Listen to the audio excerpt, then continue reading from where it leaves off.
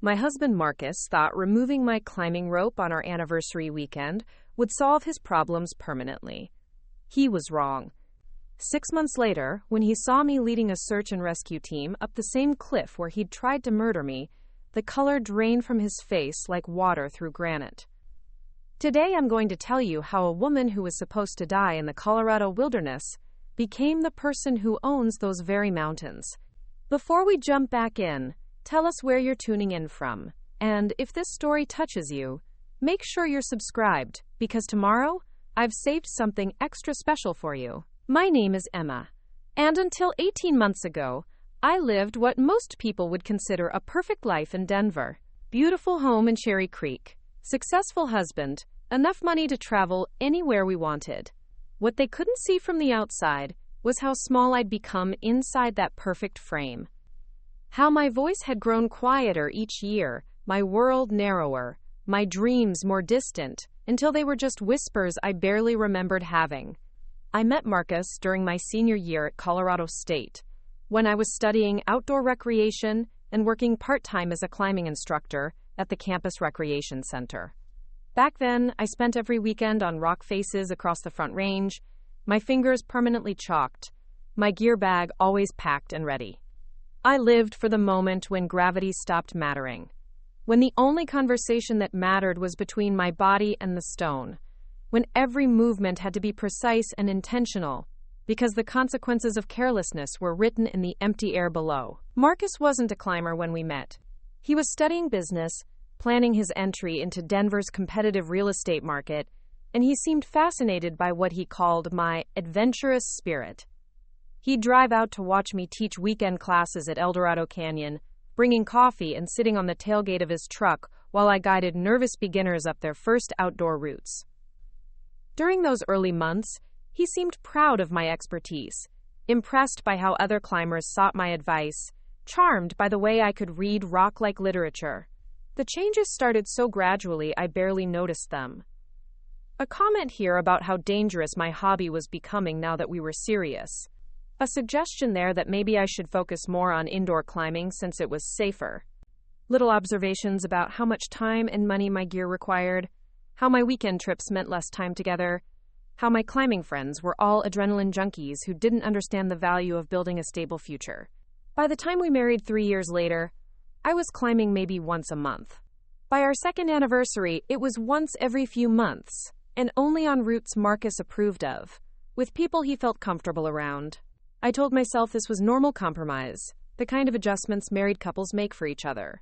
I convinced myself that trading weekend adventures for dinner parties and gallery openings was a sign of maturity, not surrender. The real shift happened when Marcus's real estate career took off during Denver's housing boom.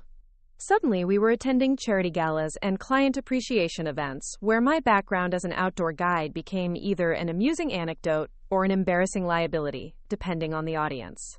Marcus learned to introduce me as someone who used to be very outdoorsy, before settling into our sophisticated urban lifestyle. The past tense always stung, but I smiled through it.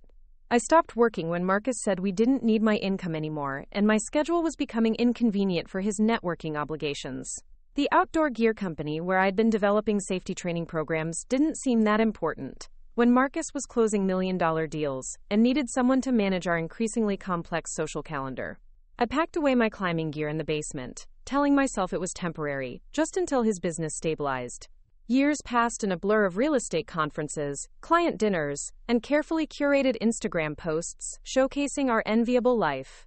I became an expert at selecting wine for Marcus's business partners, at remembering the names and interests of their wives, at coordinating the kind of dinner parties that generated referrals and maintained relationships. I was good at it, actually. Efficient and gracious and nearly invisible in the way that made everyone comfortable. But late at night, when Marcus was traveling for work or busy with conference calls, I'd find myself scrolling through climbing forums and watching videos of routes I used to know by heart. I'd study the online guidebooks for areas I hadn't visited in years, memorizing new route descriptions like prayers. Sometimes I'd even drive out to Eldorado Canyon or Clear Creek and hike the approach trails, stopping just short of the actual climbing areas, telling myself I was just getting exercise, not feeding an addiction I wasn't supposed to have anymore. The basement where my gear waited became a shrine to a person I used to be. Ropes still bearing the chalk residue from my last real climbing season. Harnesses that remembered the shape of my body when it was conditioned for movement rather than appearances. Carabiners and protection hardware that had once been extensions of my hands, tools I could operate by feel in conditions where sight meant nothing. All of it meticulously maintained and organized, ready for adventures that never came. Marcus noticed my restlessness, but he interpreted it as dissatisfaction with our lifestyle, rather than mourning for my abandoned one. He'd suggest spa weekends or shopping trips, vacations to resorts where the most strenuous activity was walking from the pool to the bar. When I mentioned missing the outdoors, he'd book us into luxury lodges where we could view mountains through floor-to-ceiling windows while sipping wine and never feeling a callus form or a muscle burn. The conversations about children became more frequent as I approached 30. Preparing and narrating this story took us a lot of time, so if you are enjoying it, subscribe to our channel. It means a lot to us. Now back to the story. Marcus painted pictures of family ski trips to Aspen and sailing lessons for our future kids. Activities that sounded adventurous enough to satisfy any inherited wanderlust but controlled enough to maintain our social standing. I found myself agreeing to this vision while secretly wondering if I could teach my children to climb, if I could give them the gift of vertical freedom that I'd somehow misplaced along the way. Our friend circle had evolved to match Marcus's professional needs. Real estate agents and mortgage brokers, successful couples who measured adventure by the exclusivity of their vacation destinations, rather than the difficulty of the terrain they'd covered. Jake Morrison, Marcus's college roommate, had become a regular fixture at our gatherings, despite the fact that I'd never particularly liked him. He treated every conversation like a competition he was winning, every story like an opportunity to demonstrate his superior knowledge or experience. Jake was the one who suggested the anniversary climbing trip that would change everything. 8 years of marriage deserved something special, he argued, something that honored Emma's outdoorsy past while giving the guys a chance to try something new and exciting. Marcus loved the idea immediately, partly because it positioned him as the adventurous husband who honored his wife's interests, and partly because it gave him another opportunity to bond with Jake over a shared challenge. I should have been thrilled. After years of advocating for more outdoor time, here was Marcus not only agreeing but enthusiastically planning a climbing expedition. Instead, I felt a cold knot of anxiety forming in my stomach. Marcus and Jake had never shown any real interest in climbing technique or safety protocols. Their idea of preparation was watching YouTube videos and ordering expensive gear from REI, as if equipment could substitute for experience and judgment. When I tried to suggest starting with an indoor climbing gym or hiring a guide for our first expedition, Marcus dismissed my concerns with the patronizing patience he'd perfected over the years. "Emma always worries," he'd tell Jake with an indulgent smile. "She forgets that some of us are natural athletes who don't need years of training to master a new sport." The casual dismissal of my expertise stung, but I'd learned to swallow those small humiliations rather than create friction that would last for days. The weeks leading up to our Rocky Mountain National Park trip became a showcase of everything wrong with our dynamic. Marcus researched routes based on their photogenic qualities rather than their difficulty ratings. He purchased gear based on brand recognition rather than functionality. He planned our itinerary around his comfort preferences rather than climbing conditions or safety considerations. When I offered input based on my years of experience, he'd listen with the kind of polite attention you'd give a child describing an imaginary friend. Jake encouraged every bad decision Marcus made, treating the trip like an extreme sports version of a bachelor party rather than a technical climbing expedition that required skill, preparation, and respect for the environment. They joked about conquering peaks and dominating routes, language that revealed their fundamental misunderstanding of what climbing actually required.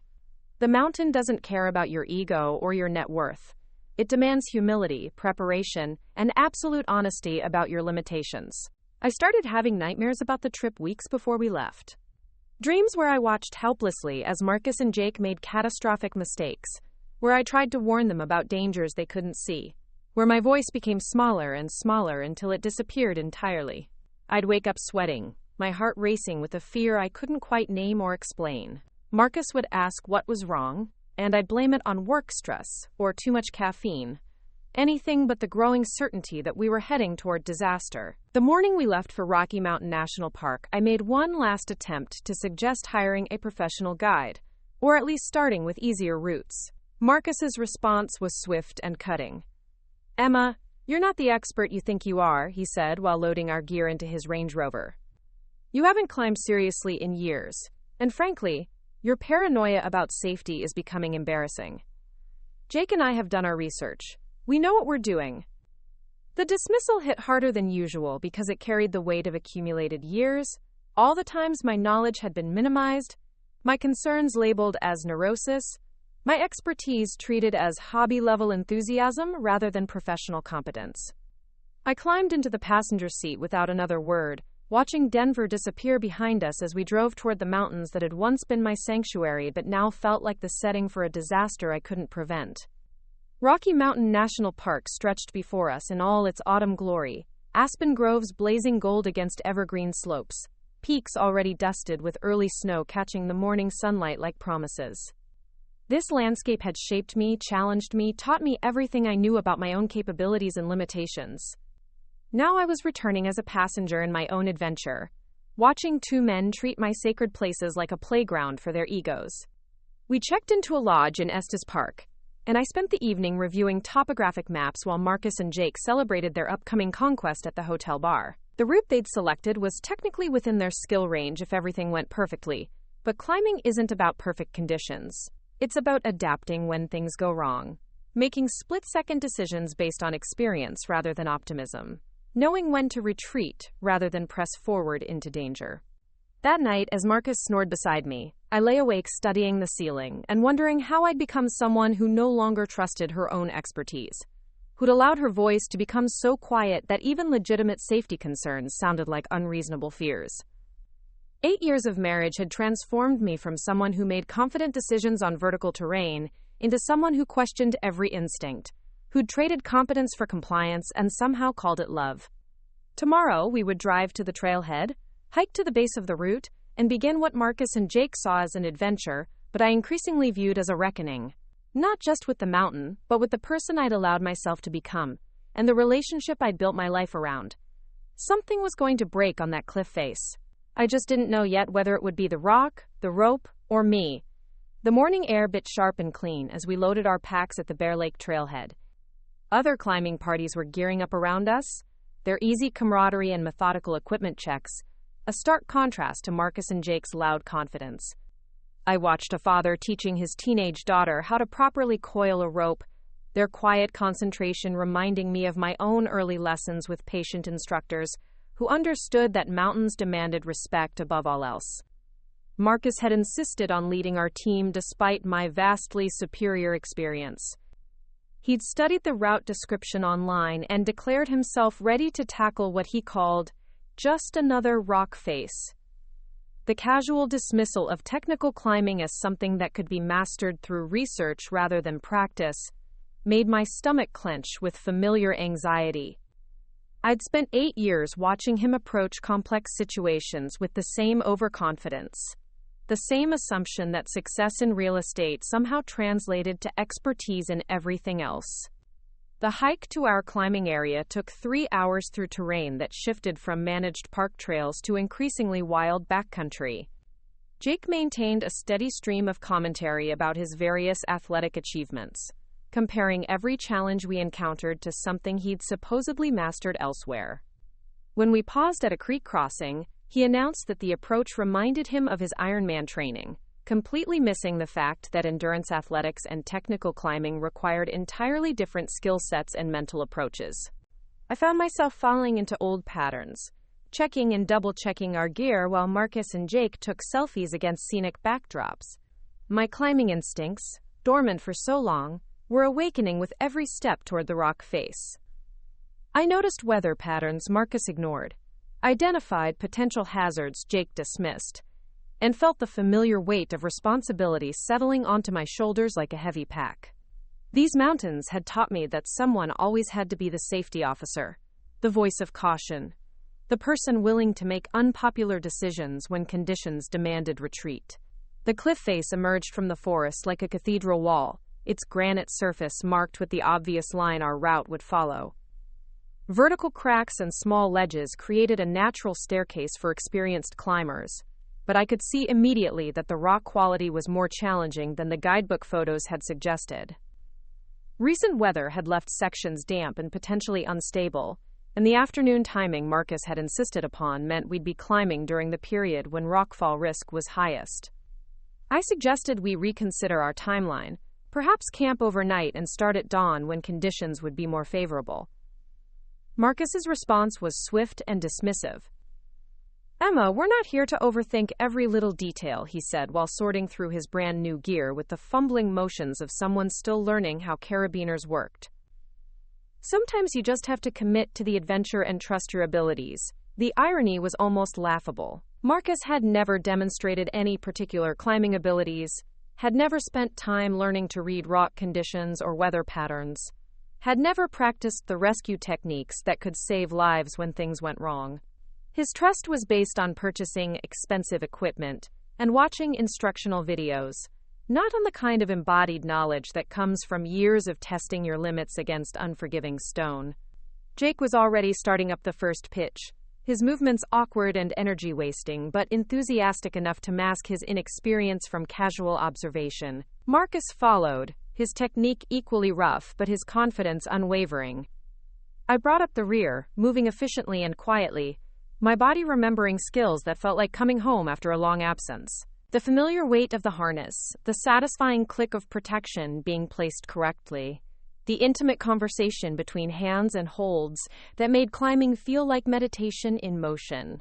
Halfway up the route, we reached a large ledge where Marcus had planned our first major rest stop. The view stretched across the entire front range, peaks rolling away like frozen waves under a crystalline sky. This was the kind of moment that had originally drawn me to climbing, when the world reduced itself to essential elements, and every breath felt like a gift earned through effort and skill. But instead of sharing reverence for the landscape, Marcus and Jake were engaged in increasingly crude commentary about women they'd encountered at various bars and business events.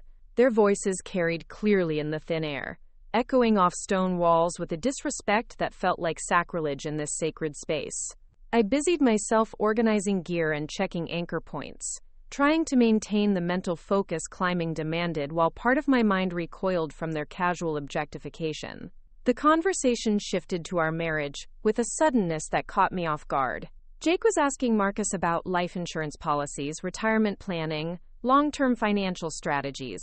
Normal topics for two businessmen, except for the way Jake kept glancing at me during his questions, as if I were a particularly expensive piece of equipment rather than a person participating in the conversation.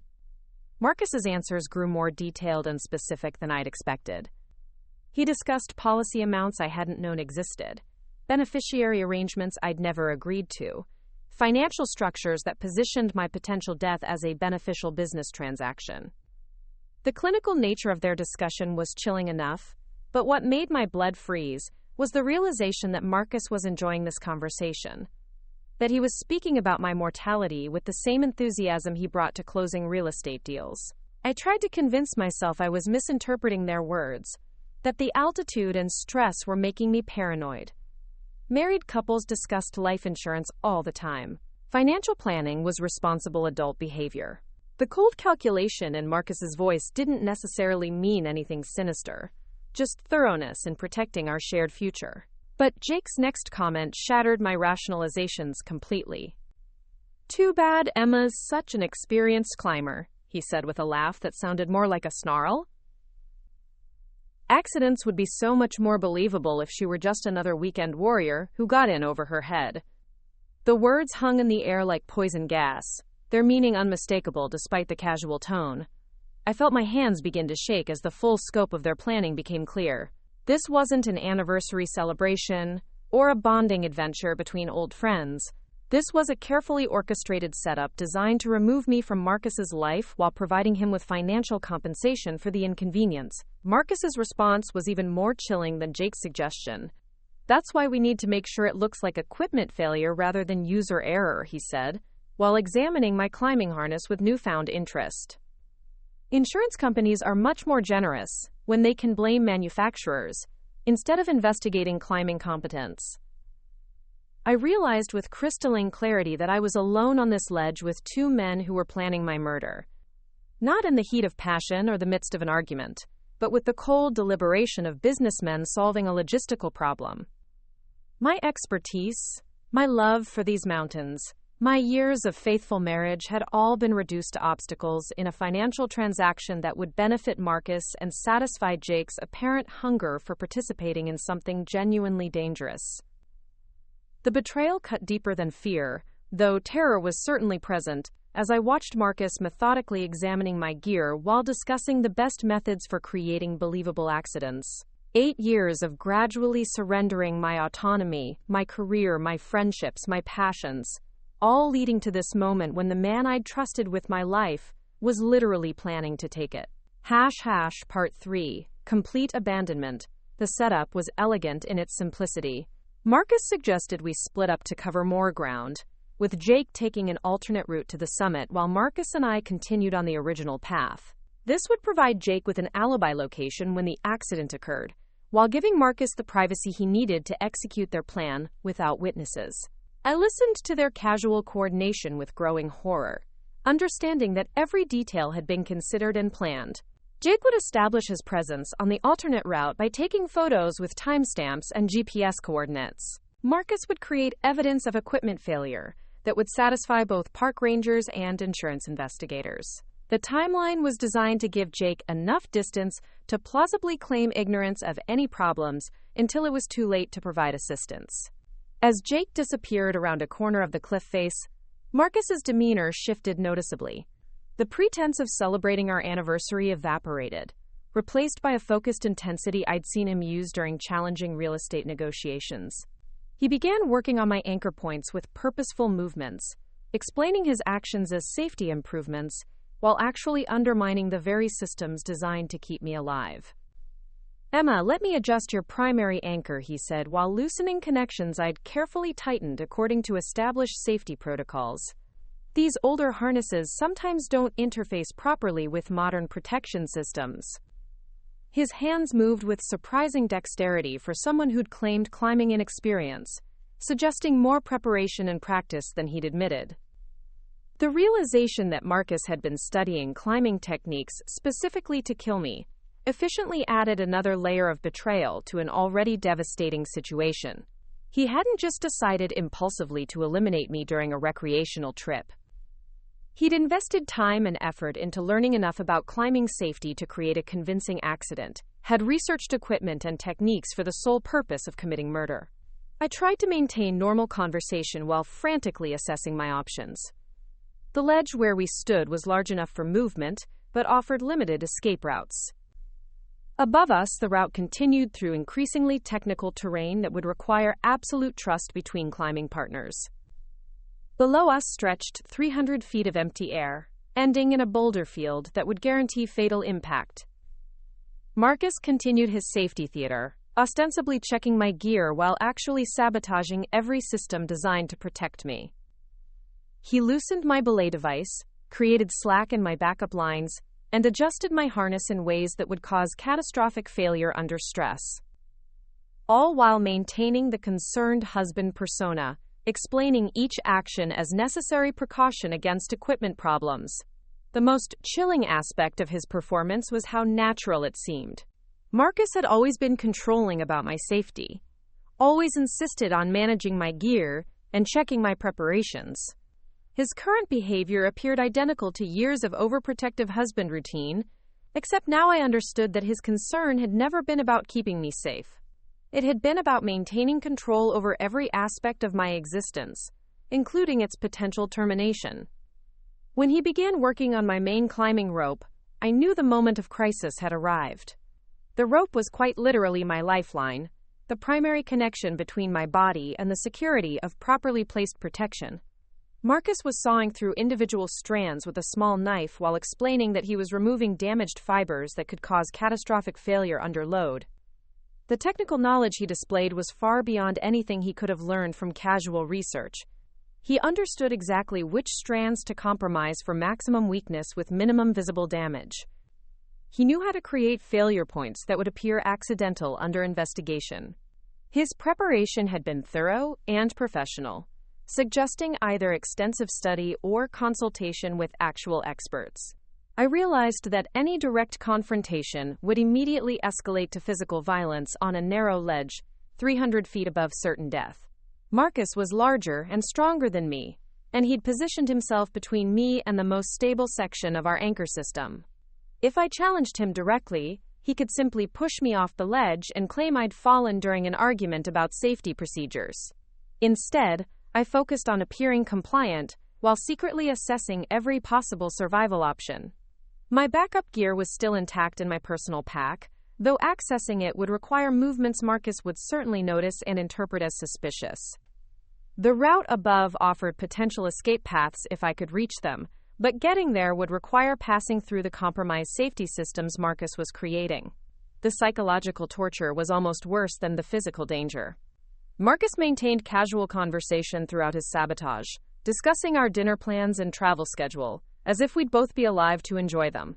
He asked about my comfort level and energy reserves, expressed concern about weather conditions and route difficulty, played the role of caring husband with Academy Award precision. When he finished undermining my safety systems, Marcus suggested we continue climbing to stay on schedule for our planned summit timing. The route ahead required me to trust equipment I knew had been sabotaged, to follow a path where any mistake would result in fatal fall through compromised protection. He was asking me to participate in my own execution while maintaining the pretense that he was concerned about my well-being. I clipped into the compromised systems with hands that felt disconnected from my body, muscle memory performing familiar motions while my mind raced through increasingly desperate scenarios. The rock above was solid and featured enough holds for free climbing if I could somehow bypass the damaged rope entirely. But doing so would require abandoning all safety protocols in favor of unprotected climbing far beyond my comfort zone. Marcus began his own preparations for the next pitch, his movements confident and relaxed despite the magnitude of what he was attempting. He showed no signs of guilt or hesitation, no indication that he was about to murder his wife of 8 years. The casual efficiency of his actions suggested this was just another business transaction to be completed with minimum fuss and maximum profit. As he started up the route above me, paying out the rope that was designed to fail under stress, Marcus called down encouragement and climbing advice with the same tone he'd used throughout our marriage. The familiar cadence of his voice, the practiced concern for my safety, the gentle guidance that had once felt protective, now revealed itself as the soundtrack to my planned assassination. The rope jerked tight against my harness as Marcus created tension from above, testing the very systems he'd just compromised. I felt the individual strands beginning to separate under load, the carefully calculated failure points responding exactly as he'd intended. In moments, the rope would part completely and send me tumbling into empty space with no backup systems to arrest my fall. But Marcus had made one critical miscalculation in his murder plot. He'd assumed that 8 years of marriage had completely eliminated the expert climber I'd once been, that my skills had atrophied beyond recovery during my time as his decorative wife. He'd planned for the helpless victim he'd systematically created, not for the woman who'd spent years learning to survive in vertical terrain, where mistakes meant death. As the rope reached its breaking point, and Marcus called down his final words of false encouragement, I made a choice that would define everything that followed. Instead of trusting the safety systems he'd sabotaged, I abandoned them entirely and began free climbing the route using skills I'd never forgotten and strength I'd never lost. Part 4. Survival Mode. The first sensation was pure terror, as the rope snapped and I felt the familiar lurch of freefall beginning. But muscle memory kicked in before conscious thought, my hands finding holds on the rock face, while my feet automatically adjusted to maintain balance against the cliff. Years of climbing experience compressed into split seconds of reflexive response that meant the difference between life and death. Above me, Marcus was shouting with what sounded like genuine panic, his voice echoing off stone walls as he called my name repeatedly. The performance was masterful, the perfect blend of shock and desperate concern that would convince any potential witnesses that he'd just watched his wife suffer a tragic accident. But I could hear the underlying calculation in his tone, the way he was already crafting the narrative he'd present to authorities. My position was precarious, but not immediately fatal. The holds I'd found were solid enough to support my weight temporarily, but I was now climbing without any safety equipment on a route that demanded technical precision. Every movement had to be perfect because there was no margin for error, no backup systems to catch me if I made a mistake or encountered loose rock. The immediate challenge was reaching a more stable position before my strength gave out, or Marcus realized I'd survived his sabotage. I could hear him moving around on the ledge above, presumably preparing to descend and confirm my death before beginning his evacuation and emergency response theater. If he discovered I was still alive and clinging to the cliff face, he could easily dislodge rocks or simply wait for fatigue to finish what the cut rope had started. I began moving laterally across the rock face, using techniques I hadn't employed in years but that felt as natural as breathing once I committed to them. Free climbing at this level required absolute focus, complete trust in my ability to read stone and judge holds, total confidence in movement patterns that had to be executed without hesitation or second guessing.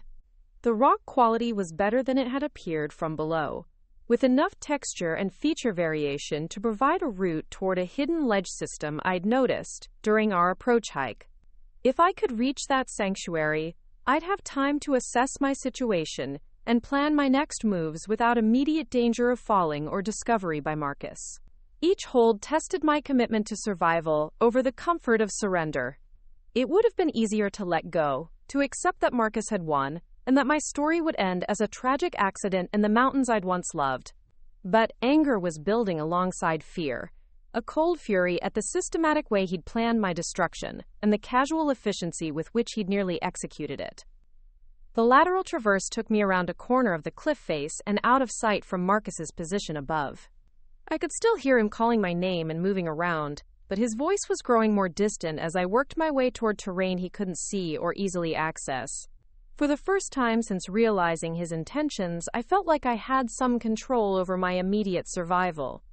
The hidden ledge system proved even better than I'd hoped. A series of connected shelves and alcoves created by ancient geological processes provided multiple rest positions and protection from both weather and observation. Water seepage had created small pools, and the southern exposure meant warmth during daylight hours. It wasn't comfortable, but it was secure enough to serve as a base while I figured out my next moves. From this vantage point, I could observe Marcus's increasingly frantic search efforts without being detected myself. He was moving along the cliff base, calling my name and scanning the boulder field where my body should have landed. His performance was letter perfect, the desperate husband searching for his beloved wife in the aftermath of a climbing accident that had occurred despite his best efforts to keep her safe. But I also noticed details that revealed the calculated nature of his concern. He wasn't actually looking in places where a falling body might have landed or been caught by terrain features.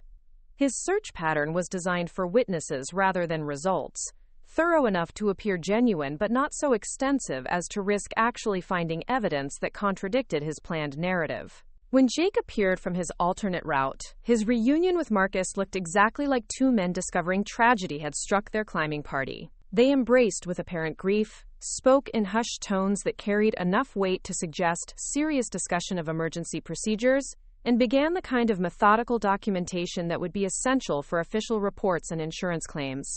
Watching their performance from my hidden position, I understood that they'd rehearsed these roles extensively. Every gesture looked natural.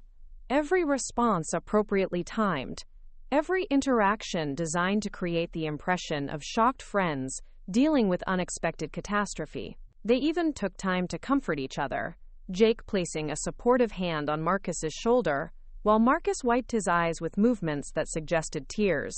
The thoroughness of their deception was almost admirable in its professional execution.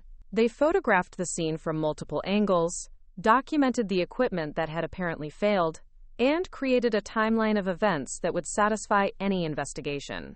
Marcus even retrieved the cut rope and carefully arranged it to suggest natural fiber failure rather than deliberate sabotage. As afternoon stretched into evening, they began their evacuation procedures with the same methodical precision they'd brought to the search. Jake contacted park rangers via satellite communicator, reporting a climbing accident with one fatality and requesting emergency response for body recovery. Marcus gathered my scattered gear and packed it in ways that suggested a grieving husband preserving his wife's belongings rather than someone eliminating evidence of murder. Their radio conversations with rescue coordinators were masterpieces of manipulative communication. Marcus managed to sound devastated while providing clear, factual information about our route, timeline, and the equipment failure that had caused my death. He answered technical questions with just enough climbing knowledge to seem credible, while avoiding details that might contradict his planned narrative. From my concealed position, I listened to Marcus describe my climbing experience and safety consciousness in terms that would make my death seem like a tragic irony rather than a preventable accident. He painted me as someone who was perhaps too confident in her abilities, who might have taken risks that more cautious climbers would avoid, who trusted equipment that had reached the end of its safe service life. The psychological impact of hearing my own eulogy delivered by my murderer was almost overwhelming. Marcus spoke about our marriage with apparent genuine emotion, describing plans we'd made for the future and dreams we'd shared during 8 years together. He managed to sound like a man whose world had just collapsed, rather than someone who'd carefully orchestrated the destruction he was mourning. But I also heard calculation in his grief, strategic elements designed to reinforce the narrative he needed authorities to accept. Every anecdote he shared reinforced the impression that I'd been an experienced but perhaps overconfident climber, who'd made a fatal mistake despite his efforts to keep me safe. Every memory he recounted served the larger story of a loving husband, traumatized by his inability to prevent his wife's tragic accident. As darkness fell and rescue teams began organizing their response, Marcus and Jake started their descent toward the trailhead, where they'd meet with investigators and begin the formal process of reporting my death. Their voices faded as they moved away from my hiding place, leaving me alone on the mountain with the full scope of my situation becoming clear for the first time. I was legally dead, my murder had been expertly staged, and my husband was about to collect substantial life insurance proceeds while positioning himself as a grieving widower deserving of sympathy and support. But I was also alive, hidden in terrain that could support survival for days or weeks, and possessed of skills and knowledge that Marcus had never bothered to understand or respect. The choice before me was stark and immediate. I could reveal myself to rescue teams and attempt to expose Marcus's murder plot, but doing so would require convincing authorities that a successful businessman had tried to kill his wife, despite having no obvious motive and extensive evidence of their loving relationship. Or I could remain hidden and use my presumed death as an opportunity to understand the full scope of Marcus's deception, while planning a response he would never anticipate. As I settled into my rocky shelter for what would be the first of many nights alone in the wilderness, I realized that Marcus had inadvertently given me something he'd spent 8 years trying to take away. He'd given me complete freedom from his control, total autonomy over my choices, and the kind of clarity that comes only from facing death and choosing life on my own terms. Part 5. False Hope and Recognition. The first 3 days of my presumed death were spent in a psychological hell that had nothing to do with physical survival. While my body adapted to sleeping on stone and rationing emergency supplies, my mind cycled through every possible interpretation of Marcus's actions that didn't involve premeditated murder. The hope that I'd misunderstood his intentions, that some innocent explanation existed for the cut rope and staged accident, was harder to abandon than the comfort of my former life. From my hidden vantage point, I could observe the ongoing search and rescue operation that was supposedly looking for my body. Helicopters circled the area with professional thoroughness, their systematic grid patterns covering every accessible section of the canyon. Ground teams rappelled into areas where a falling climber might have become lodged or hidden, their calls echoing off stone walls as they searched for evidence of my impact and death. Marcus played his role with Emmy-worthy consistency throughout the official response. I watched him guide search teams to the most likely impact zones, provide detailed information about my gear and clothing, and maintain the demeanor of a desperate husband clinging to hope despite overwhelming evidence of tragedy. His performance never wavered, even during private moments when he thought no one was observing his behavior. But I was observing, and the details I noticed told a different story than the one Marcus was presenting to authorities. When he thought he was unobserved, his movements lost the frantic quality of genuine grief and took on the methodical efficiency of someone managing a complex project. He documented everything with his phone, not with the random desperation of someone hoping to preserve memories, but with the systematic thoroughness of someone creating an official record. The conversations I overheard between Marcus and Jake during their private moments revealed the true nature of their relationship and planning.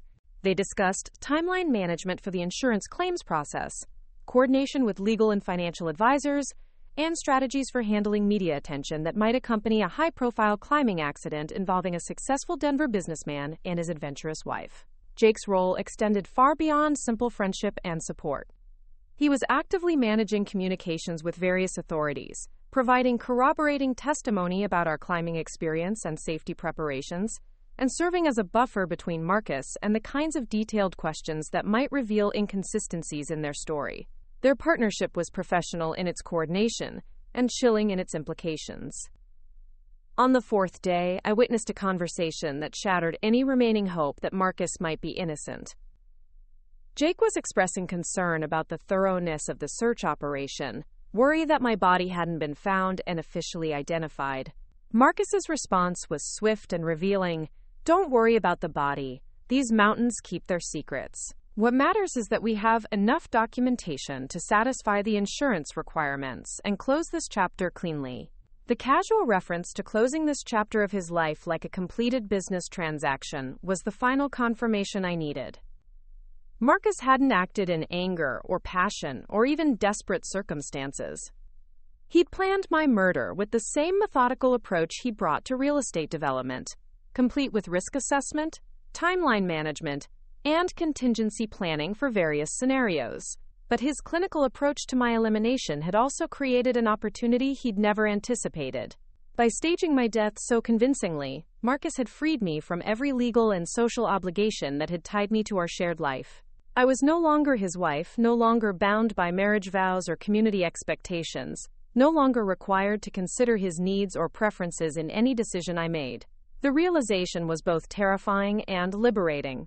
I could walk away from Emma Morrison entirely, create a new identity and life somewhere Marcus would never think to look for someone he believed was dead. Or I could use my unexpected resurrection as a strategic advantage, learning everything I could about his true nature and plans before revealing myself at the moment of maximum impact. During those days of hiding and observation, I began to understand how completely Marcus had manipulated our entire relationship. The climbing trip wasn't an aberration or sudden decision, but the culmination of years of subtle preparation. He'd been studying my character and capabilities, identifying weaknesses and dependencies, creating the conditions that would make my elimination both possible and profitable. His gradual discouragement of my climbing activities hadn't been protective concern, but strategic isolation designed to ensure that I'd lost the skills and confidence necessary to survive his planned attack. His management of our finances hadn't been helpful partnership, but careful positioning to maximize his benefit from my death, while minimizing my ability to survive independently if his plan failed. Even our friend group and social connections had been curated to serve his longer-term objectives. The climbing community that had once provided my support network had been systematically excluded from our lives, replaced by Marcus's business associates who knew nothing about my actual capabilities or the warning signs of domestic manipulation. If I died as planned, no one would have questioned the accident scenario, because no one who truly knew me remained in our social circle. The insurance policies Jake had discussed so casually represented another layer of Marcus's long-term planning. The amounts involved were substantial enough to provide genuine financial motivation, but not so large as to automatically trigger suspicious investigation. The policies had been structured to pay out quickly in case of accidental death, with minimal requirements for detailed proof beyond official death certificates and accident reports. Most chilling was the realization that Marcus had been researching my potential death for months or even years before creating the opportunity to execute his plan.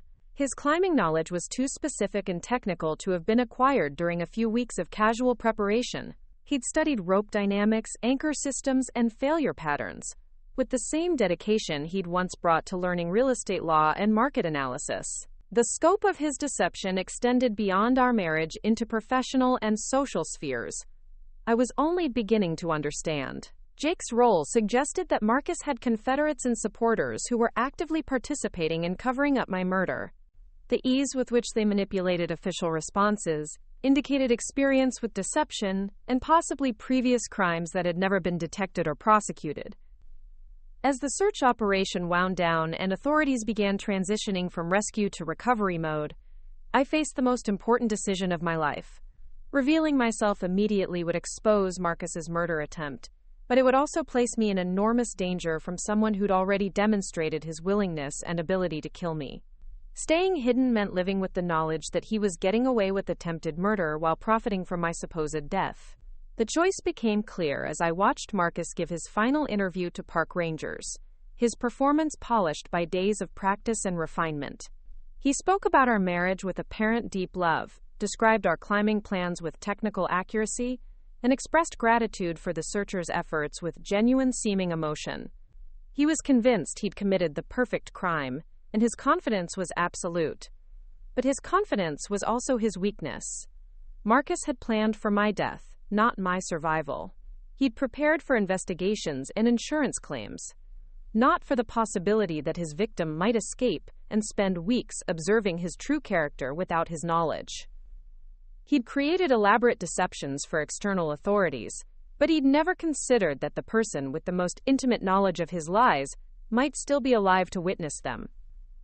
As I prepared to leave my mountain sanctuary and begin the next phase of my survival, I understood that Marcus had given me something invaluable along with my freedom. He'd shown me exactly who he really was beneath the facade of loving husband and successful businessman. And now I had time to study his weaknesses and plan my response with the same methodical thoroughness he'd brought to planning my destruction. The mountains that were supposed to hide my body would instead become the foundation for my rebirth. Marcus thought he'd eliminated the woman who'd been limiting his potential and complicating his plans. Instead, he'd created someone far more dangerous than he could possibly imagine. A woman with nothing left to lose and all the skills necessary to survive in terrain that would break him completely. The decision came to me while watching Marcus pack my belongings with the careful attention of someone creating evidence rather than preserving memories. Every item he touched was positioned and photographed, each piece of my climbing gear arranged to tell the story he needed authorities to believe. My favorite helmet, the one that had protected me through dozens of challenging routes, was carefully dented and scratched to suggest impact with canyon rocks. My climbing shoes, worn smooth from years of technical footwork, were scuffed in patterns that would indicate a long, tumbling fall. The methodical destruction of my identity was almost more painful than the original betrayal. These weren't just possessions being manipulated for insurance purposes. They were the physical remnants of who I'd been before Marcus systematically erased my independence. Every carabiner, every piece of protection hardware, every length of webbing represented adventures I'd chosen, risks I'd calculated, mountains I'd conquered through skill and determination, rather than luck or masculine protection. I reached into the small pocket of my climbing pants where I'd always carried my wedding ring during technical climbs. The 2-carat diamond Marcus had selected caught the afternoon light streaming into my rocky shelter, its faceted surface reflecting rainbows that seemed to mock the darkness of my situation. He'd upgraded this ring twice during our marriage, each improvement marking another milestone in his professional success and another reduction in my personal autonomy. The ring had become a symbol of everything I'd traded away for the illusion of security and love. Financial independence for shared bank accounts controlled by Marcus, professional identity for the role of supportive wife, personal friendships for social connections that advanced his career, creative expression for domestic management that freed him to pursue his ambitions, adventure and risk for safety and predictability that served his need for control rather than my need for growth. Watching Marcus manipulate the evidence of my supposed death while wearing his own wedding ring with apparent genuine emotion, I understood that the ring had never represented love or commitment. It had been a collar disguised as jewelry, a constant reminder of my own status in a relationship I'd mistaken for partnership. Every time someone complimented its size or quality, they were unknowingly celebrating my successful domestication rather than my happiness. I worked the ring off my finger, surprised by how easily it slipped free after years of feeling permanently attached to my hand. The slight indentation it left in my skin was already beginning to fade, my body eager to erase the physical evidence of its constraint. The weight of the ring was substantial in my palm, its monetary value representing months of survival resources if I could find a way to convert it to cash without revealing my location or identity. But more important than its practical value was its symbolic significance. This ring was the last physical connection to the life Marcus had built around me, the final chain linking me to a marriage that had been designed to benefit him at my expense. As long as I carried it, some part of me would remain the woman who'd accepted diminishment in exchange for belonging, who'd chosen comfort over authenticity, who'd mistaken control for love. I stood up in my rocky shelter, the ring growing warm in my closed fist as I considered my options. I could keep it as evidence of Marcus's deception, though proving our marriage's true nature would be nearly impossible given his careful public persona. I could sell it to finance my immediate survival needs, though doing so would require contacts and identification I no longer possessed. Or I could release it entirely, making a clean break with the woman I'd been and the life I'd accepted. The choice felt momentous despite its simplicity. This wasn't just about disposing of jewelry. It was about choosing who I would become in the aftermath of my symbolic death and literal rebirth. The ring represented safety, familiarity, and the possibility of returning to a known life despite its limitations. Throwing it away meant embracing uncertainty, independence, and the terrifying freedom to create myself from nothing but will and survival instincts.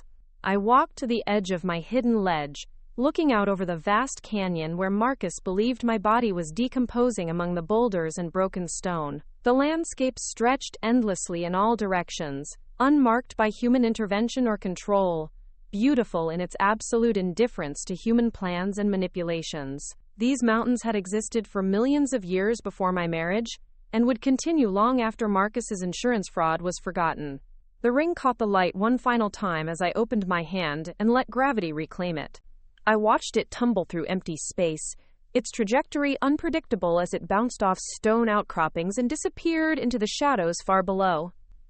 The silence that followed was complete and profound, broken only by wind moving through granite corridors and the distant sound of helicopters continuing their futile search for my remains.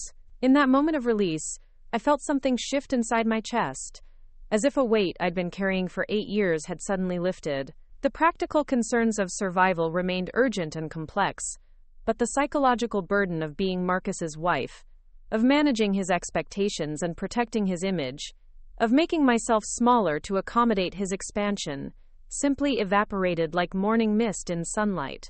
For the first time since watching Marcus cut my climbing rope, I felt genuinely hopeful about my future. Not because my circumstances had improved. They were actually more dangerous and uncertain than ever, but because those circumstances were entirely mine to navigate. No one was making decisions for me, manipulating my choices for their benefit, or requiring me to consider their needs above my own survival instincts. The woman who'd worn that ring for 8 years was as dead as Marcus believed, buried under years of accumulated compromises and surrendered dreams. But the woman who'd thrown it away was someone new, someone who'd been forged in the crucible of ultimate betrayal and temperer by the absolute necessity of self-reliance. This woman had skills Marcus had never bothered to learn, knowledge he'd dismissed as irrelevant, and a capacity for survival he'd fatally underestimated. As evening approached and the search helicopters returned to their base, I began planning my departure from the mountain sanctuary that had protected me during the most vulnerable phase of my transformation. The skills that had kept me alive for the past week, the ability to find water and shelter and move through wilderness terrain without detection, were about to be tested on a much larger scale. I had no identification, no money, no legal existence, and no support network that wasn't connected to Marcus's carefully constructed web of relationships. But I also had something I'd never possessed during my marriage: complete autonomy over my choices and absolute motivation to succeed. Failure would mean death. Not just the symbolic death Marcus had planned, but actual physical death from exposure, starvation, or discovery, by people who might return me to a husband who'd already tried to kill me once. The challenges ahead were enormous and potentially insurmountable.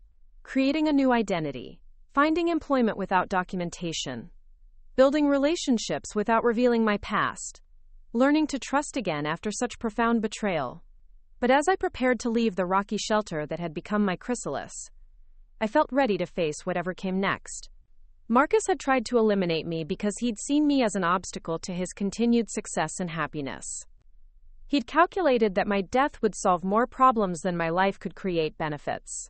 But his calculation had been based on the domesticated woman he'd created through years of systematic undermining, not the expert climber and wilderness survivor who'd been dormant beneath the surface of our marriage. The mountains had taught me that survival wasn't about avoiding risk, but about managing it skillfully. That strength came not from avoiding challenges, but from meeting them with preparation and determination. That the most dangerous situations often contained the seeds of the greatest transformations, if you had the courage to embrace uncertainty, rather than retreat to familiar limitations. As I shouldered my pack and prepared to descend toward an uncertain future, I understood that Marcus had inadvertently given me the greatest gift possible. He'd destroyed every compromise I'd made to maintain our relationship, eliminated every obligation that had kept me tethered to a life that wasn't serving my growth, and forced me to discover capabilities I'd forgotten I possessed. The woman walking away from that mountain was fundamentally different from the one who'd arrived as part of Marcus's murder plot. She was someone who'd faced death and chosen life, who'd experienced the ultimate betrayal and found strength rather than bitterness, who'd lost everything society said she should value and discovered what actually mattered for authentic happiness. Part 7. Leap into the unknown.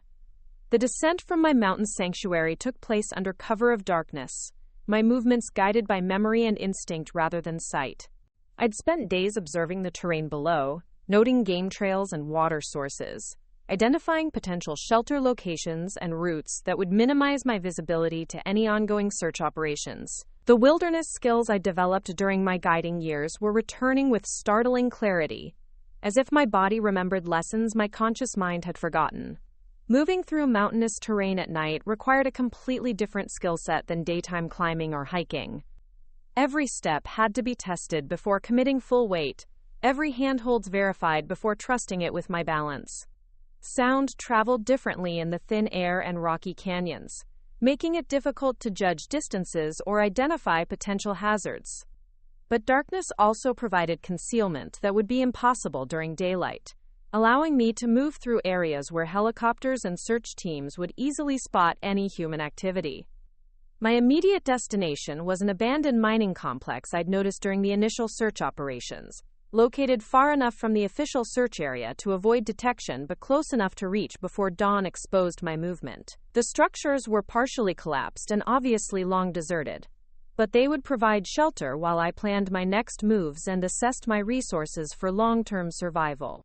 The hike took 6 hours through terrain that shifted from granite cliffs to dense forest to high alpine meadows.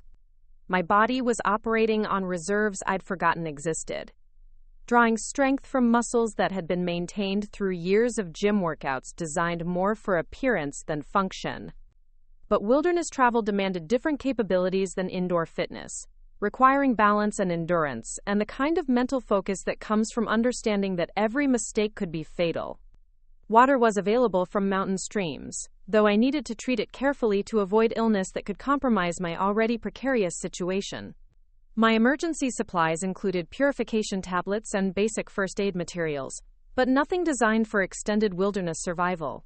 Food was limited to energy bars and dried fruit that would last perhaps a week with careful rationing. The abandoned mining camp was more extensive than it had appeared from a distance, with multiple structures in various stages of decay and equipment that suggested decades of operation before eventual abandonment. Most buildings were too damaged to provide meaningful shelter, but I found a small cabin with intact walls and roof that had apparently been used by hunters or hikers as emergency accommodation.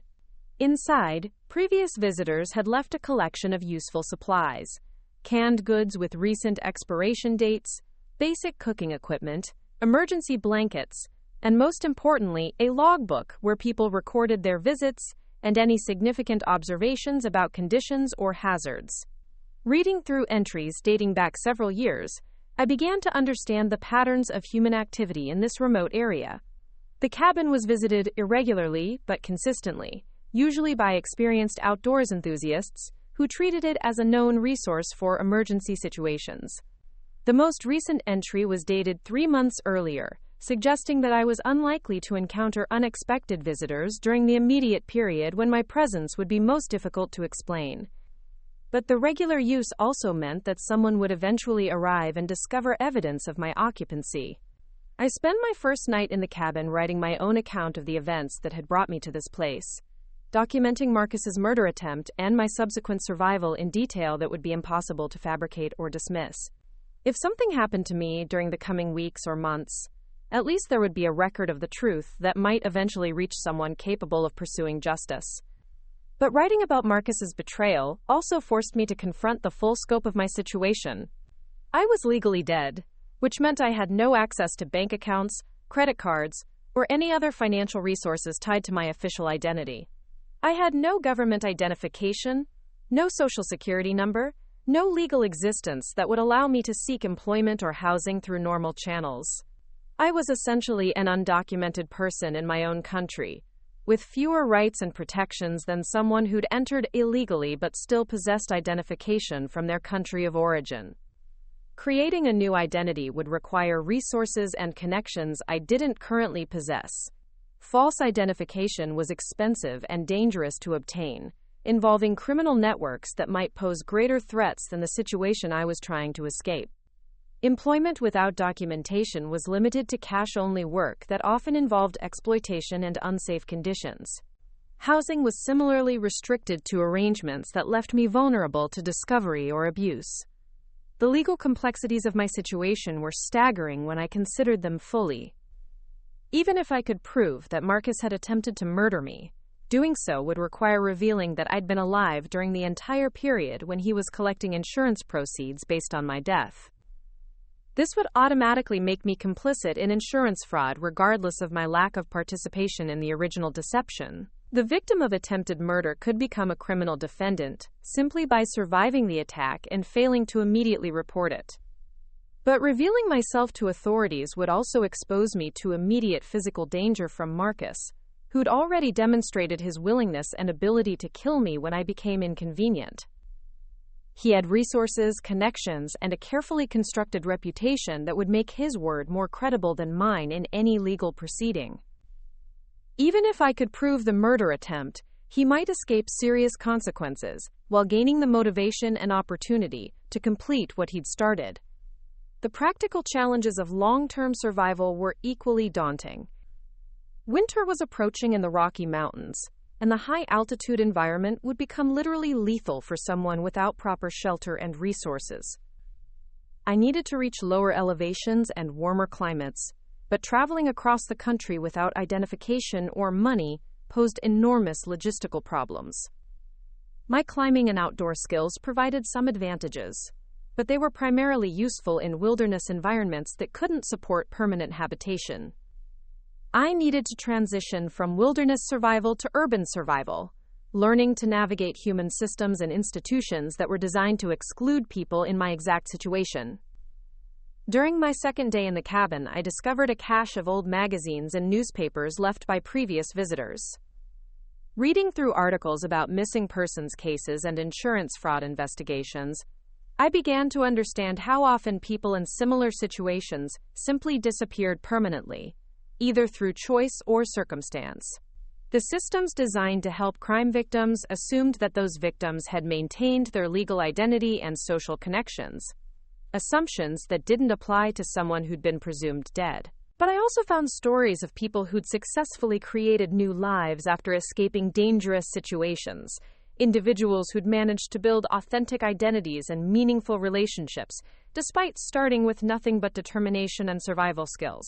These accounts gave me hope while also providing practical information about resources and strategies that might be applicable to my situation. The key seemed to be finding communities where questions about background and documentation were less common, places where skills and character mattered more than official credentials. Rural areas, seasonal employment, cash-based economies, situations where people were valued for their contributions rather than their paperwork. On my third day in the cabin, I made the decision that would define my next phase of survival.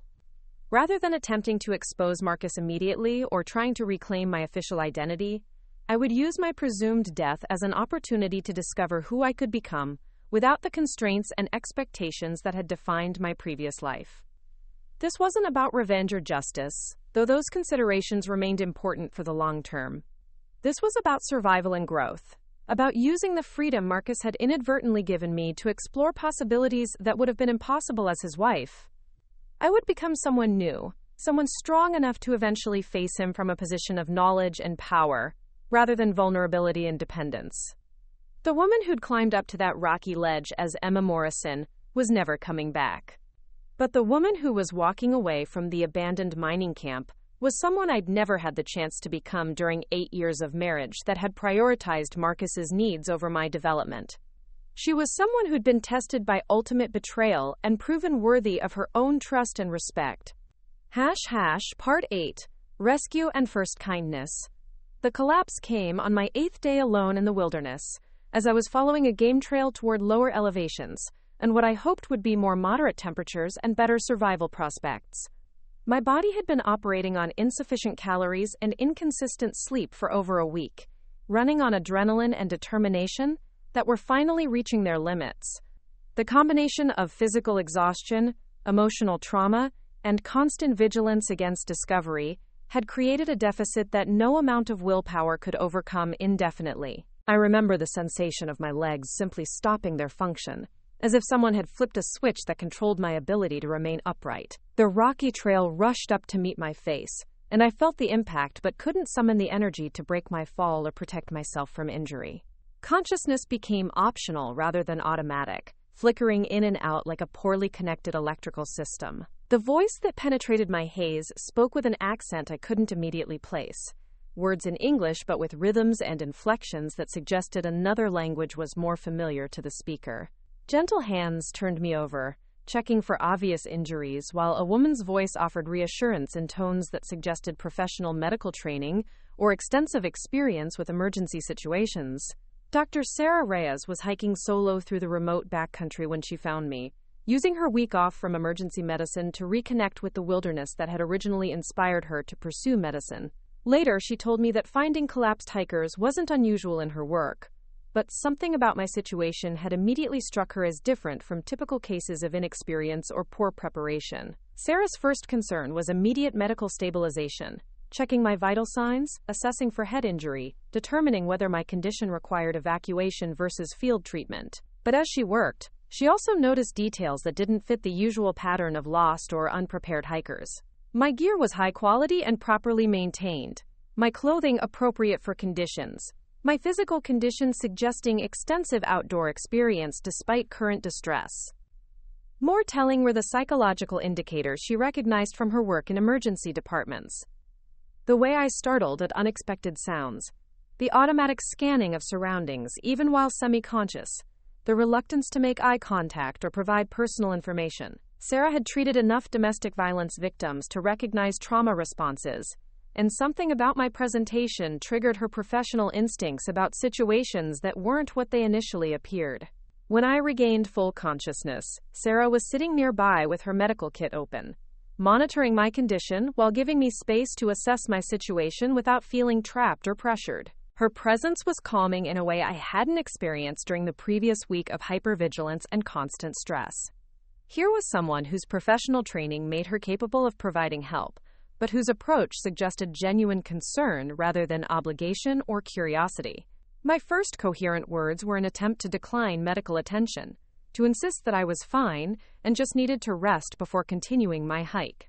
The response was automatic, conditioned by 8 years of minimizing problems and avoiding situations that might create inconvenience for others. But Sarah's expression told me that my appearance contradicted my words, that whatever condition had caused my collapse was visible to someone with medical training. Sarah didn't press for personal information or immediate explanations, but she also didn't accept my insistence that I was capable of continuing alone. Instead, she offered a compromise that acknowledged my autonomy while addressing her professional concerns about my condition. Her cabin was a few hours' hike away, where I could rest properly and make informed decisions about my next steps once I'd recovered from whatever combination of factors had led to my collapse. The hike to Sarah's property challenged what remained of my physical reserves, but it also provided the first sustained human conversation I'd experienced since escaping Marcus's murder attempt. Sarah talked about her work in emergency medicine, her love of wilderness solitude, her reasons for choosing rural practice over urban specialization. She asked general questions about my outdoor experience and observations about local conditions, conversations that allowed me to demonstrate knowledge without revealing personal information. Sarah's cabin was exactly what I'd expected from someone who valued both comfort and self-sufficiency. Well-built and efficiently organized, with modern conveniences powered by solar panels and backup systems that could function independently of outside infrastructure. More importantly, it felt safe in ways I'd forgotten were possible, a space where I could relax my constant vigilance without feeling vulnerable or exposed. The first real kindness Sarah offered was simply allowing me privacy to clean up and rest without questions or expectations. She provided clean clothes that fit reasonably well, access to hot water and soap, and a quiet space where I could process the enormity of what had happened to me without external pressure or judgment. The simple act of washing away a week's accumulation of dirt and sweat felt like shedding skin, removing physical evidence of trauma and transformation. Dinner was basic but nourishing. Soup and bread and conversation that stayed carefully neutral while gradually building mutual understanding. Sarah shared stories about patients she'd treated in similar circumstances, people who'd found themselves isolated and vulnerable due to various crises or disasters. She spoke about the resources available for people in difficult situations, but without suggesting that I should immediately access those resources or reveal details about my circumstances. The conversation revealed that Sarah had extensive experience with situations involving domestic violence, insurance fraud, and people who needed to disappear for legitimate safety reasons. Her medical practice in rural Colorado brought her into contact with individuals who were rebuilding their lives after various forms of betrayal or abuse. She understood the complexity of situations where traditional support systems might not apply or might actually increase danger. Most importantly, Sarah demonstrated that she could be trusted to respect boundaries while offering genuine assistance. She didn't push for details about my background or circumstances, but she also didn't pretend that my appearance and behavior suggested normal hiking difficulties. She acknowledged that I was running from something serious without demanding to know specifics or insisting that I should immediately contact authorities. That night, sleeping in an actual bed with clean sheets and solid walls providing security, I experienced the first genuine rest I'd had since watching Marcus cut my climbing rope. But even more valuable than physical comfort was the psychological relief of being around someone who recognized my distress without trying to control my response to it. Sarah's presence provided safety without demanding surrender of autonomy, assistance without strings attached. Over breakfast the next morning, Sarah made an offer that would change the trajectory of my survival and recovery. She needed someone to help manage her property during the upcoming winter months, when her medical practice became more demanding and weather made regular maintenance difficult. The position would provide housing, basic income, and most importantly, privacy and time to figure out whatever I needed to figure out about my situation. The work would involve maintaining solar power systems, monitoring water supplies, basic repairs and winterization projects, and occasionally assisting with medical emergencies when her clinic needed additional hands. Sarah emphasized that no official documentation would be required, that she was more interested in competence and reliability than paperwork or background checks. The arrangement would be mutually beneficial rather than charity. Sarah genuinely needed help with property management, while I desperately needed time and resources to rebuild my life from zero. But underlying the practical considerations was something more valuable, the first indication that I might be able to form relationships based on who I was becoming, rather than who I'd been forced to be during my marriage. Sarah's offer represented more than employment and housing. It was an opportunity to discover my own capabilities and preferences without external pressure or manipulation. For the first time in 8 years, someone was interested in my skills and judgment rather than my appearance or compliance. The woman Marcus had tried to eliminate was being valued for exactly the qualities he tried to suppress. Part 9, Learning and Integration. The work at Sarah's property began with simple tasks that gradually revealed the scope of what I'd need to learn about independent survival in rural environments. Solar panel maintenance required understanding electrical systems that bore no resemblance to the designer switches and outlets of my former urban life. Water system monitoring involved recognizing signs of contamination or equipment failure that could create dangerous health hazards.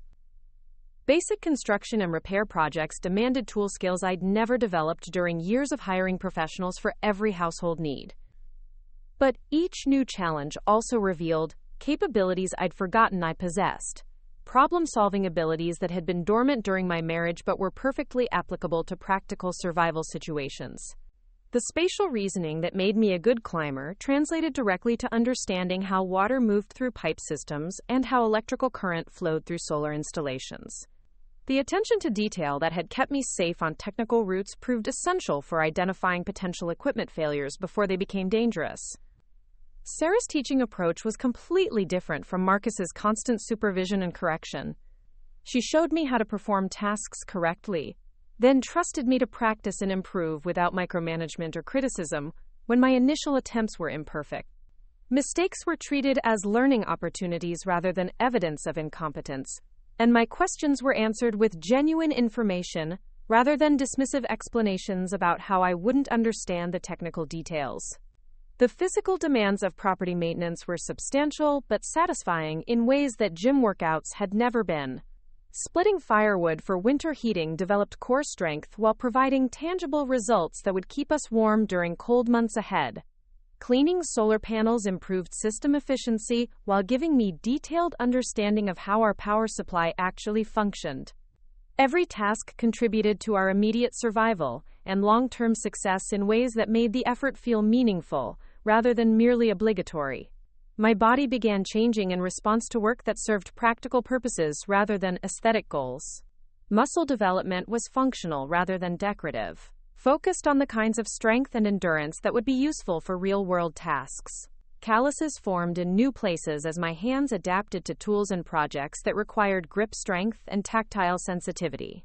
Even my posture shifted as I learned to move efficiently while carrying heavy materials or working in awkward positions. But the psychological transformation was even more dramatic than physical changes. Decision-making became natural and confident when I was operating in areas where I possessed genuine expertise, and my judgment wasn't being questioned or overruled by someone with less knowledge but more authority. Problem-solving felt creative and engaging when success depended on my ability to understand systems and develop solutions rather than my willingness to defer to someone else's preferences. Sarah's medical practice provided additional learning opportunities as I began assisting with basic patient care and clinic administration. Rural medicine required broader skills than urban specialization, and Sarah appreciated having someone who could learn quickly and work independently when emergencies demanded her full attention. The work was challenging but rewarding, giving me purpose beyond simple survival while developing capabilities that would be valuable in many different contexts. The patients Sarah treated included many people whose life circumstances were complicated, in ways that mainstream society didn't easily accommodate. Migrant workers without legal documentation, women escaping abusive relationships, elderly individuals whose family support had disappeared, veterans struggling with transition to civilian life. Each situation taught me something about resilience and adaptation, about the many ways people could rebuild their lives after losing everything they'd thought was permanent. These encounters also provided practical education about surviving outside official systems and creating authentic relationships despite complicated backgrounds.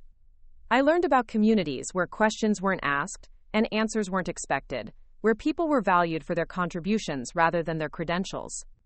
Most importantly, I discovered that my situation wasn't unique, that many people were successfully building meaningful lives despite having lost or abandoned their original identities. Winter arrived early that year, bringing snowstorms that isolated Sarah's property for days at a time while testing every system and preparation we'd made during the previous months. The challenges were substantial: maintaining power generation when solar panels were covered with snow, preventing water pipes from freezing when temperatures dropped below zero, ensuring adequate food and medical supplies when resupply trips became impossible. But the isolation also provided psychological benefits I hadn't anticipated. Cut off from external demands and expectations, I could focus entirely on immediate tasks and long-term planning without distraction or interference. The rhythm of daily survival, the satisfaction of solving practical problems, the security of knowing I could maintain basic life support systems under challenging conditions, all contributed to a growing sense of competence and self-reliance that had been absent during my marriage. Sarah's presence during this period was crucial not just for practical reasons, but for the example she provided of someone who'd successfully created an authentic life based on her own values and priorities. She'd chosen rural medicine over more lucrative urban opportunities, solitary living over social expectations, meaningful work over maximum income. Her choices weren't perfect or easy, but they were genuinely hers, made by someone who understood herself well enough to know what would provide satisfaction and purpose. Our conversations during long winter evenings revealed that Sarah had also experienced betrayal and manipulation in her past, though not as extreme as Marcus's murder attempt. She'd been married to a surgeon who'd systematically undermined her professional confidence, while building his own career on her emotional and practical support. The divorce had been expensive and complicated, but it had also freed her to discover who she could become without someone else defining her limitations. Sarah's story provided a roadmap for thinking about my own future possibilities. She'd recreated her professional identity in an environment where her skills were valued, found work that aligned with her personal values, and built relationships based on mutual respect rather than traditional role expectations.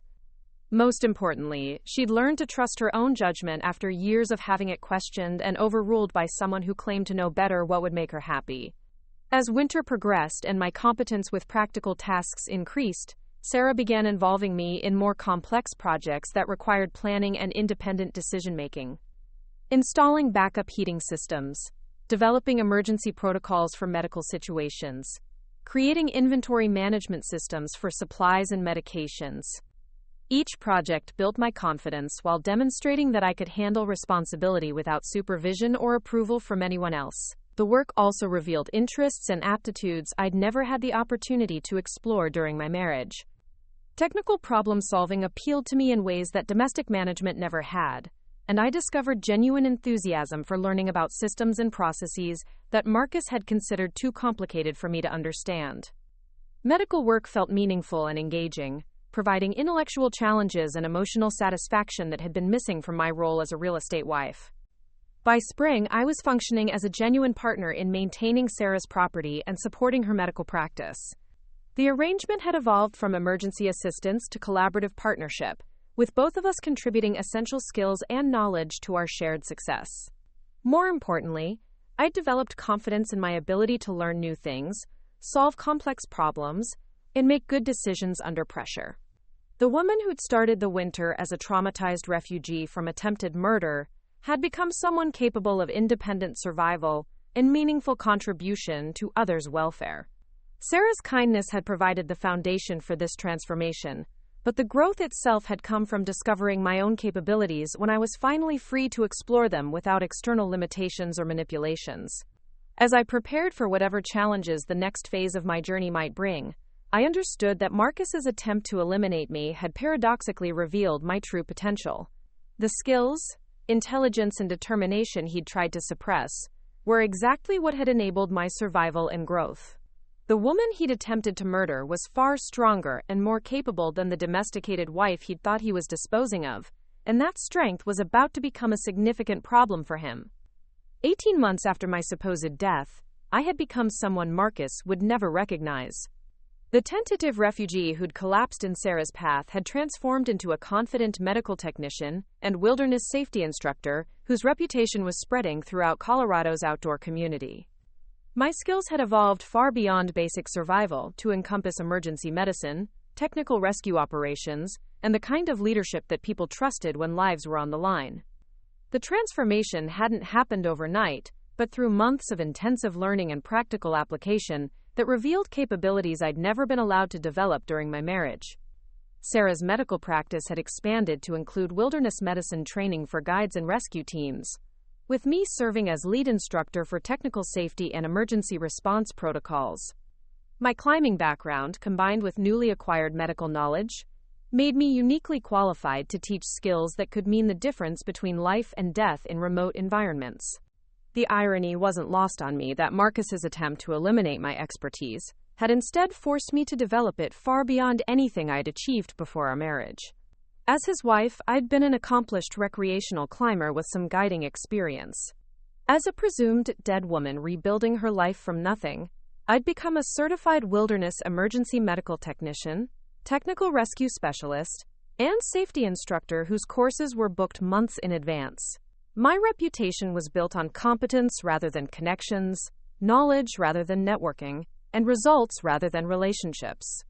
Students came to my programs because they heard that I could teach them skills that would actually work when everything went wrong, that I understood both the theoretical principles and practical realities of survival, in conditions where mistakes were immediately fatal. The women who enrolled in my specialized courses often carried trauma that had nothing to do with outdoor recreation. Domestic violence survivors, women recovering from controlling relationships, individuals who discovered that their supposed protectors had actually been their greatest threats. They came seeking technical skills, but often found something more valuable: the confidence that comes from mastering challenging tasks independently, without anyone else's permission or supervision. These women recognized something in my teaching approach that spoke to their own experiences of having their capabilities questioned and undermined. I taught skills without condescension, provided information without manipulation, and created learning environments where failure was treated as data rather than evidence of inadequacy. They responded with the kind of dedication and progress that comes from finally being allowed to discover their own potential. The business Sarah and I had built together was generating substantial income, enough to support both our lifestyles while funding expansion into new areas of training and service. More importantly, it was work that felt genuinely meaningful, contributing to people's safety and confidence in ways that created ripple effects far beyond our immediate students. I developed specialized programs for law enforcement agencies, search and rescue teams, and medical personnel who worked in remote environments. These contracts provided financial stability while establishing professional relationships with people whose work occasionally intersected with insurance fraud investigations and missing persons cases. I was building a network of allies and resources without actively seeking them, simply by providing valuable services to people who might someday be in positions to help me. The technical aspects of my new expertise were comprehensive and constantly evolving.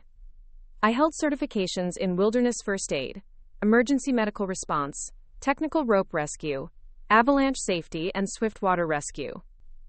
But beyond the formal credentials was practical knowledge gained through hundreds of real-world situations, where theory met the unforgiving reality of mountains and weather and human error. Every emergency call that came through Sarah's clinic potentially became a training opportunity for me to practice skills under actual pressure rather than simulated conditions.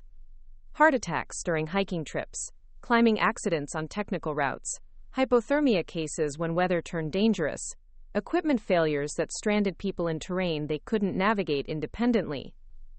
Each situation taught me something new about human behavior under stress, and the kinds of knowledge that actually mattered when comfort and safety disappeared. My personal equipment had evolved to reflect my professional development, with gear selected for function rather than appearance, tested through extensive use rather than purchased for brand recognition. The woman who'd once owned climbing equipment as expensive accessories now carried tools that had proven themselves in situations where failure meant injury or death. But the most significant change was psychological rather than technical. I'd learned to trust my own judgment completely, to make decisions based on evidence and experience, rather than others' expectations or approval. The constant second-guessing that had characterized my marriage had been replaced by confidence that came from repeatedly testing my skills against real challenges and succeeding through preparation and competence, rather than luck or assistance. This transformation was visible to everyone who worked with me, though they didn't know its origins or the price I'd paid to achieve it. Students commented on my teaching style, which combined technical precision with genuine concern for their development and safety. Colleagues in the medical and rescue communities sought my input on difficult cases because they'd learned that my assessments were reliable and my recommendations were based on sound reasoning rather than ego or politics. The woman Marcus had tried to eliminate because she was becoming inconvenient had instead become someone whose existence was essential to dozens of people's safety and hundreds of students' development.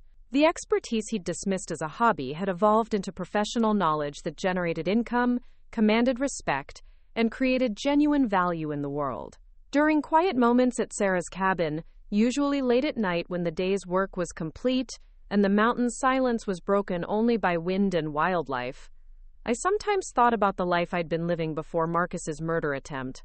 The careful social calendar, the expensive restaurants, the charity events and gallery openings that had filled my time without providing satisfaction or meaning. That life had been comfortable but hollow, secure but ultimately meaningless, respected but not respectable in any authentic sense. I'd been living someone else's version of success, playing a role that benefited Marcus while slowly erasing everything that made me genuinely myself. The life I was building now was more challenging but infinitely more satisfying. Every day brought problems that required skill and creativity to solve, relationships that were based on mutual respect and genuine usefulness, work that contributed to outcomes that actually mattered. I was earning money through capabilities I'd developed myself, building reputation through results I'd achieved independently, creating security through knowledge and relationships, rather than dependency and compliance. Most importantly, I was becoming someone I actually respected and enjoyed being. The woman who woke up each morning in Sarah's cabin was curious about what the day might bring, confident in her ability to handle whatever challenges arose, excited about opportunities to learn and grow and contribute to something larger than her own comfort and security. This wasn't the life I'd planned or expected when I married Marcus 8 years earlier, but it was the life I'd always been capable of creating if I'd had the courage to pursue authenticity over safety, meaning over comfort, growth over security. Marcus's attempt to eliminate me had paradoxically freed me to discover who I really was beneath all the compromises and accommodations I'd made to maintain a relationship that was slowly suffocating my spirit. As spring arrived and Sarah's practice prepared for another busy season of wilderness emergencies and training programs, I knew that my transformation was approaching another critical phase. The woman I'd become was strong enough to face whatever came next, including the inevitable confrontation with the past I'd been running from, and the husband who believed he'd successfully eliminated me from his life. Part 11. Deep Belonging and Partnership. The legal documentation that formalized my partnership with Sarah represented more than business arrangements.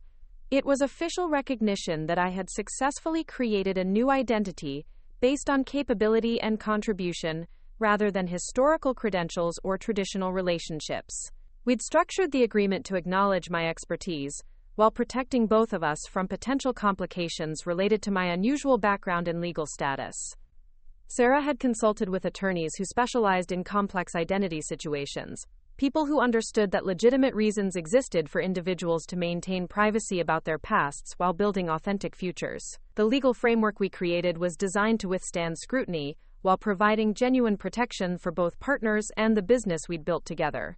My role in the partnership extended far beyond basic property maintenance to encompass program development, student relations, and strategic planning for future expansion.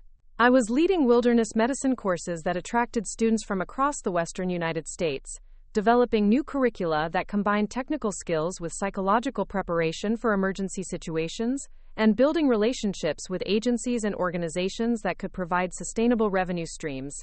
The respect I'd earned from students and colleagues was based entirely on demonstrated competence, rather than inherited status or borrowed authority. People sought my instruction because they'd heard that I could teach them skills that would actually work when their lives depended on accurate knowledge and confident execution. They returned for advanced courses because they'd tested what I'd taught them in real situations and found it reliable and effective. This kind of professional recognition was entirely different from the social status I'd enjoyed as Marcus's wife, which had been derivative and contingent rather than earned and autonomous. The dinner party compliments and charity board appointments had been based on my husband's success and my willingness to play supportive roles, rather than any personal achievements or contributions. The wilderness medicine community was relatively small and tightly connected, with reputation being the primary currency for determining who was trusted with serious responsibilities. My credibility in this environment had been built through consistently good judgment, reliable performance under pressure, and the kind of teaching that produced students who could handle emergencies competently and confidently. Word-of-mouth recommendations from successful students had generated more business than we could handle with current capacity, leading to discussions about expanding our program offerings and potentially hiring additional instructors. But growth also meant increased visibility, and the kinds of official documentation that could potentially expose my background to people who might recognize connections to Emma Morrison's disappearance. Sarah and I spent considerable time developing strategies for managing expansion while maintaining operational security around my identity and history. We consulted with privacy attorneys and identity protection specialists who helped us understand both the risks and legal protections available for people in my situation.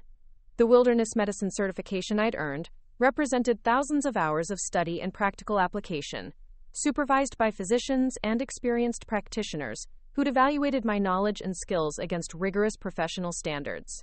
The certifications couldn't be taken away based on questions about my personal history, and they provided legitimate credentials for work that was genuinely valuable and needed.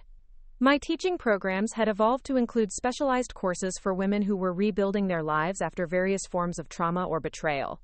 These workshops combined technical wilderness skills with confidence-building exercises and discussions about personal safety that extended far beyond outdoor recreation. The women who completed these programs often stayed in touch, creating an informal network of individuals who supported each other's continued growth and development. The psychological benefits of belonging to this community were as important as the practical advantages of professional recognition and financial security. For the first time in my adult life, I was part of a group where my contributions were essential rather than decorative, where my knowledge was valued rather than dismissed, where my judgment was trusted rather than questioned. The relationships I'd built within the wilderness medicine community were based on mutual respect and shared commitment to excellence, rather than social obligation or professional networking. These people sought my company because they enjoyed my perspective and valued my expertise, not because of my husband's status or my willingness to facilitate others' success.